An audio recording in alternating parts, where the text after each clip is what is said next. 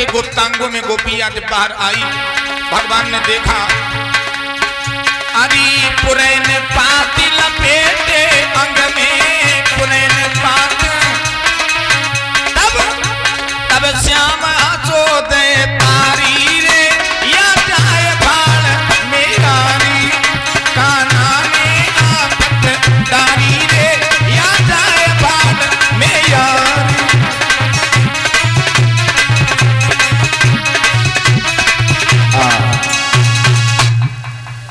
पुरैन bell के पत्ता गुप्तांगों में लपेट कर गोपियां निकली। अब परीक्षित जी बड़े ही मन से सुनने की बात है। भगवान ने गोपियों से कहा, गोपियों हमारा ध्येय, हमारा उद्देश्य, हमारा विचार ये नहीं था कि मैं तुम्हारे नग्न शरीर को देखूं। परीक्षित जी, यदि हम धर्म का कार्य करते हैं और धर्म के कार्य में यदि थोड़ी भी गलती हो जाए तो वो धर्म 2 गुना अधर्म में परिवर्तित हो जाता है। शांति बनाए रखें भैया। परीक्षित जी, हम लोग सुबह यज्ञ करते हैं, वेदों में ऐसा आता है कि यज्ञ करने से घर में सुख शांति आती है, लेकिन यज्ञ में गलती हो जाए तो 2 गुना घर में अशांति फैलाते यज्ञ पुरुष भगवान। इसलिए क्षमा मांगते बाद में, मंत्रहीनम क्रियाहीनम पूजनी प्रभु हमारे। क्षमा मांगने से गलती नहीं रहती। परीक्षित महाराज, गोपियां व्रत थी, 1 महीने का धर्म कर रही थी, लेकिन दूसरी ओर अधर्म पाप कर रही थी। पाप क्या था? यमुना में नग्न स्नान कर रही थी, जल में। जल के देवता हैं वरुण भगवान का अपमान कर रही है। एक तरफ तो व्रत है, दूसरी ओर अपमान कर रही। गोपियों ने वरुण देवता से क्षमा मांगी। दूसरी बात, जो मूर्ख हमारे भगवान पर उंगली उठाते परीक्षित जी, उनके लिए ये बात गांठ में बांध ली। जिस समय भगवान ने चीर चुराए तो भगवान की उम्र लगभग 5.5-6 साल की थी। गोपियां 10 वर्ष के नीचे की थी, भगवान की उम्र लगभग 6-7, लगभग 5.5 या 6 वर्ष के थे। तो आप विचार करो परीक्षित जी, 5.5-6 वर्ष के बालक के मन में पति पत्नी के रिश्ते के बारे में कुछ ज्ञान नहीं होता है।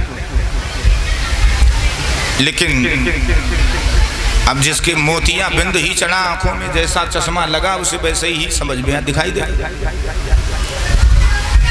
दूसरी बात ये कि परीक्षित जी भगवान वैज्ञानिकों के लिए वैज्ञानिक रहे। यूं संदेश दिया हो कि जल को कभी दूषित नहीं करना चाहिए।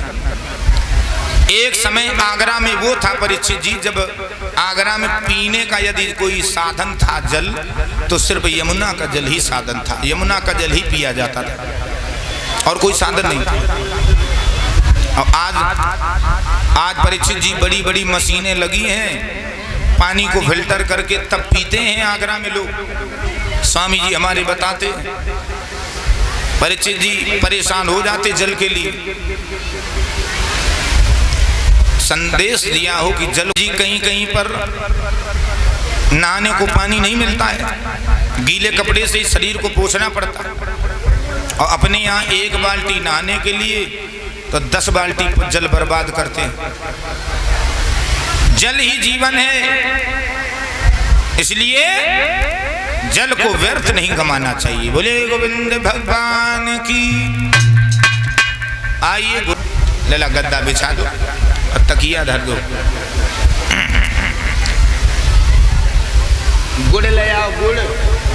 मेरे भाइयों, ताली बजा करके सभी लोग बोले और आगे की पावन गाथा अभी आपसे बड़ी करेंगे कि मूरख नहीं ले अमरता बाबरिया सत्संग सुधा सागर में मूरखी।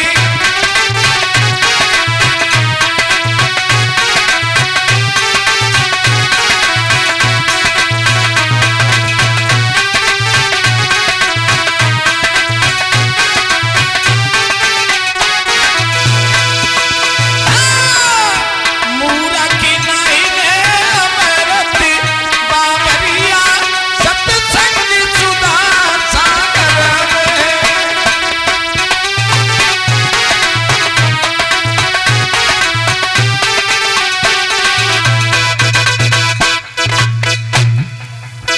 इसलिए कीर्तन बुलवा रहे हैं।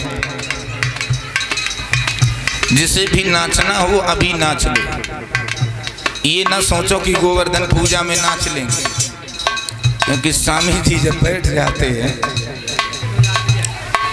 तो फिर